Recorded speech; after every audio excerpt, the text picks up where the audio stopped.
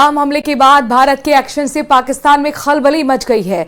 पाकिस्तान की शाहबाज सरकार को भारत के हमले का डर सता रहा है। पाकिस्तान के रक्षा मंत्री ख्वाजा आसिफ ने भारत के एक्शन पर परमाणु हमले की धमकी दे दी है।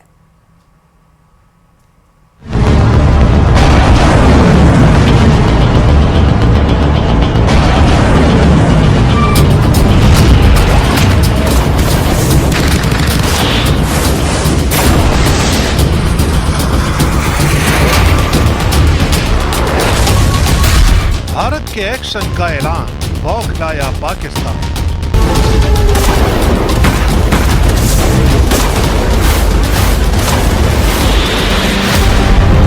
डरे सहमे पाकिस्तान की गीदड़ भभकी। एक तरफ शांति की बात, दूसरी तरफ आतंक से आघात। भारत ने यूएन में पाकिस्तान पर साधा निशाना।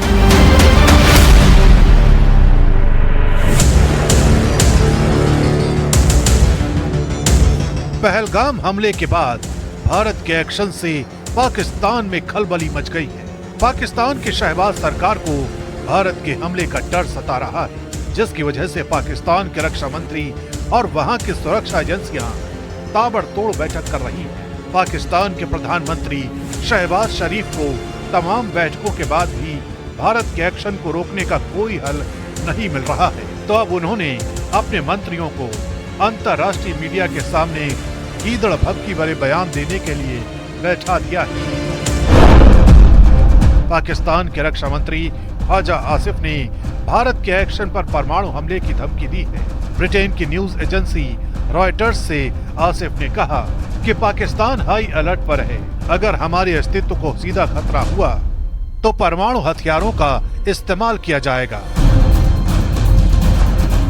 Absolutely ready, but high alert. If there is a violation of our airspace or there is violation on the ground, if we are engaged in any way on the seas, we are prepared to respond, and inshallah we'll give a befitting response to India.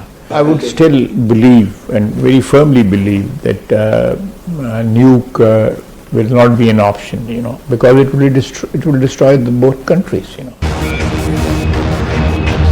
Bharat के तेवर देखकर पाकिस्तान इतना बौखला गया है कि उसे समझ ही नहीं आ रहा है कि वो ऐसा क्या करे जिससे भारत के एक्शन से बच सके। इसलिए उसने अब अंतर्राष्ट्रीय मंचों पर खुद को शांति प्रिय और जिम्मेदार देश बताने की नौटंकी शुरू कर दी है। जबकि आंतरिक आतंकवाद से जूझ रहे पाकिस्तान में टीटीपी और बीएलए जैसे आतंकी संगठन हर रोज खून खराबा कर रहे हैं, लेकिन पाकिस्तान की ये चाल भी उसकी चालाकी का ही शिकार बन गई। पाकिस्तानी रक्षा मंत्री ख्वाजा आसिफ के बयानों को लेकर भारत ने संयुक्त राष्ट्र में पाकिस्तान को जमकर लताड़ा।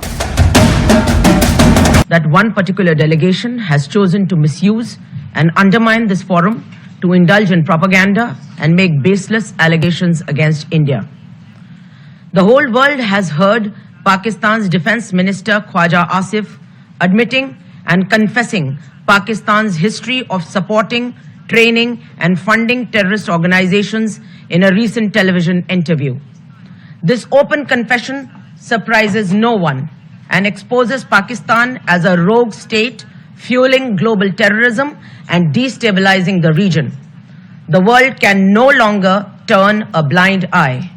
I have nothing further to add. Thank you. Pakistan कितनी भी कोशिश कर ले, लेकिन अब उसे आतंकवाद के मुद्दे पर करारा जवाब मिलना तय है। पहलगाम हमले के बाद भारत में न केवल उसके खिलाफ बड़े एक्शन की तैयारी है, बल्कि कूटनीतिक मंचों पर भी उसके खिलाफ मोर्चा खोल दिया गया है।